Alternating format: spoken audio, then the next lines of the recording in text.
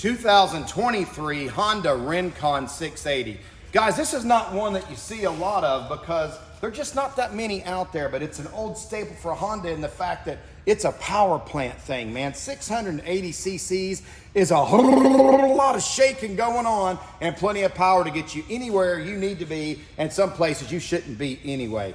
Take a look at it from the front, and the first thing you're gonna see is a metal skid plate in the front. Not plastic, but good old-fashioned metal right there. This thing is built like a tank, and it's hard to hit. But if you take a look at it, you'll realize that it's not about cosmetics and aesthetics. It's about business. This machine is one where form follows function, if you can dig it. Come around here and take a look. You're not going to see any fancy wheels or bells and whistles or anything like that. You're just going to see a whole lot of motor and a place to put your backside where you can get out there in the woods and haul out that freshly deceased mammal that you just shot from a deer stand.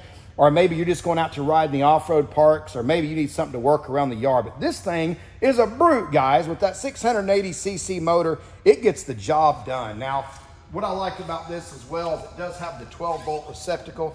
But take a look right here and just marinate on what they're offering you right here. 2 to 4-wheel drive. You can put it in automatic and just let it rip because it does have a shifter over there.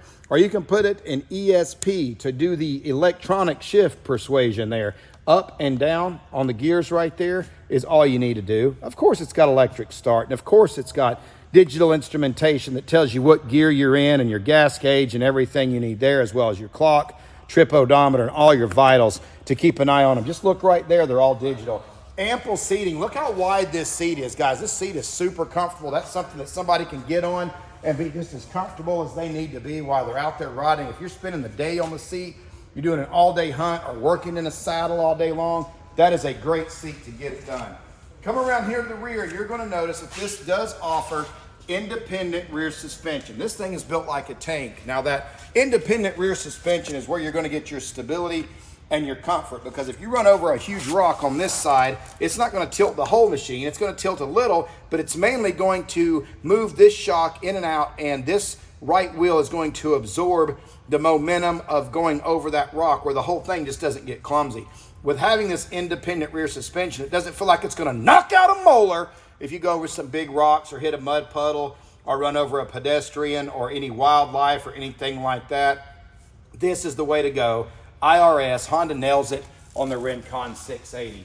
Again, there's not a lot of bells and whistles. No fuss, no muss. They keep it simple, stupid, because this right here is a powerhouse and it does all the things it needs to do well. I encourage you, if you have not ridden one, to get out here and take a look at this Rincon 680. They don't last when they hit the showroom.